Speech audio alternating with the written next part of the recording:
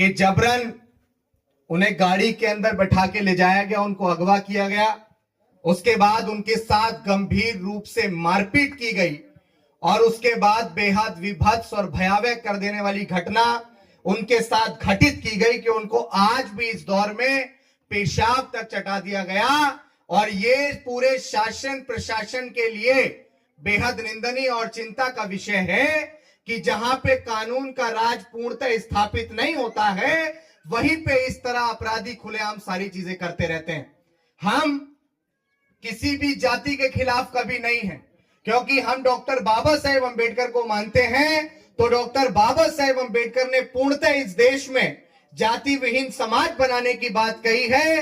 तो जो जिस जाति के भी हैं, अगर वो इस देश का हिस्सा है तो वो सब लोग हमारे भाई हैं। लेकिन जो अपराधी होता है, अपराधी की कोई जाति नहीं होती है, अपराधी सिर्फ अपराधी होता है। और अपराधियों को कानून के दायरे में सजा भी मिलनी चाहिए। जब दूसरे लोगों पर नेशनल सिक्योरिटी एक्ट लगाया जाता है, तो जब हमारे लोगों के साथ ऐसी गंभीर घटनाएं होती हैं, ऐसी विभत्स और भयावह घटनाएं होती हैं, तो शासन प्रशासन हमारे लोगों के साथ ऐसी घटनाएं करने वालों के खिलाफ एनएसए के तहत कार्रवाई किस लिए नहीं करता है? हमें क्यों मजबूर करते हैं भोपाल की ओर कूच करने के लिए? हमें क्यों मजबूर करते हैं मुख्यमंत्री आवास घेरने के लिए? हम नहीं चाहते कि हमारे समाज के लोग आंदोलित हो, हम नहीं चाहते कि हमारे समाज के लोग भोपाल की ओर कूच करें। लेकिन हमारे लोगों को अगर मारा जाएगा, हमारे लोगों को पीटा जाएगा, हमारे लोगों को पेशाब तक चटा दिया जाएगा, तो डॉक्टर बाबा साहेब अंबेडकर ने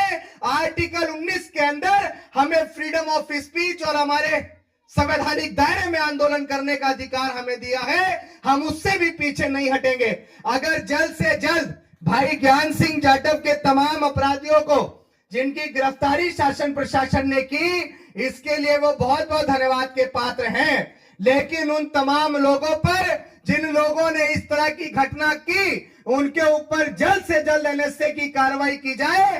अन्यथा पूरा समता मूलक संघ और द डिफेंडर की नेशनल कोर कमेटी और पूरी बॉडी और पूरी टीम आने वाले कल में बहुत मजबूत आंदोलन को बाध्य होंगे और फिर किसी के कहने से हम कहीं नहीं रुकेंगे। आज शासन प्रशासन और एसपी महोदय की बात को मानते हुए, क्योंकि हम तो सिर्फ पीड़ित परिवार से मुलाकात ही करने आए थे, लेकिन मध्य प्रदेश के अंदर जिस तरह की हवा चल रही है, ये देश डॉक्टर बाबा साहेब अंबेडकर के संविधान से चलेगा। और डॉक्टर बाबा साहेब अंबेडकर के संविधान के अंतर्गत चलने वाले देश के अंदर हिंसा की कोई जगह नहीं है। शासन प्रशासन और कानून अगर अपना काम पूरी ईमानदारी से